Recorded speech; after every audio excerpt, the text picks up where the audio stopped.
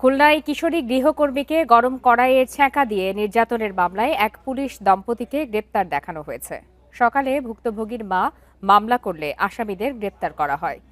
নির্যাতনের শিকার গৃহকর্মী মিলন দাস বর্তমানে হাসপাতালে চিকিৎসাধীন। খুলনার সোনাডাঙ্গা আবাসিক এলাকার ভাড়া বাসায় বসবাস করেন সোনাডাঙ্গা মডেল থানার এএসআই সঞ্জয় মিত্র ও তার স্ত্রী এএসআই পপি মিত্র। বাসায় গৃহকর্মী হিসেবে কাজ করতেন নরসিংদীর মিলন দাস।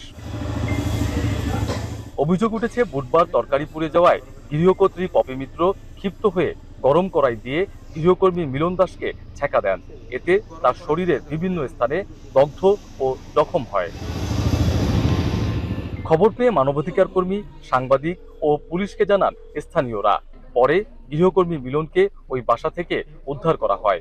এ সময় গৃহকর্তা ও গৃহকর্ত্রী দাবি করেন এতিম হওয়ায় মানবিক কারণে মিলনকে আশ্রয় দিয়েছিলেন তারা, তবে নির্যাতনের অভিযোগ অস্বীকার করেন। পরে পুলিশ তাকে ভিকটিম সাপোর্ট সেন্টারে নিয়ে যায়।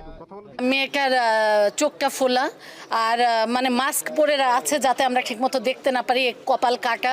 উনি বললেন চোখের এইটা হচ্ছে বাচ্চার সঙ্গে খেলতে খেলতে সাইকেল থেকে পড়ে গেছে, কিন্তু এটা আমাদের বিশ্বাসযোগ্য মনে হয়।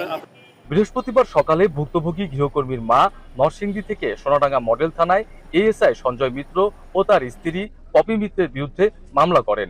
পরে পুলিশ তাদের গ্রেপ্তার করে। আমার ঊর্ধ্বতন কর্তৃপক্ষের সাথে আলোচনা করছে, আমরা উক্ত বিষয়ে আমরা মামলা নিচ্ছি। মামলা নিয়ে আমাদের যে পুলিশ দম্পতি দুইজন আছে তাদেরকে আমরা উক্ত মামলায় গ্রেপ্তার করেছি। গ্রেপ্তার করার সাথে একজন হঠাৎ অসুস্থ হয়েছে, যে মেয়েটাই আছে পপি রানী, ওকে আমরা প্রিজন সেলে রাখছি চিকিৎসাধীন অবস্থায়। এদিকে গ্রেপ্তারের পর পপি মিত্র অসুস্থ হয়ে পড়লে তাকে খুলনা মেডিকেল কলেজ হাসপাতালে ভর্তি করা হয়। একই হাসপাতালে চিকিৎসা নিচ্ছেন নির্যাতনের শিকার গৃহকর্মী মিলন দাসও। অভিজিৎ পাল, ইন্ডিপেন্ডেন্ট নিউজ, খুলনা।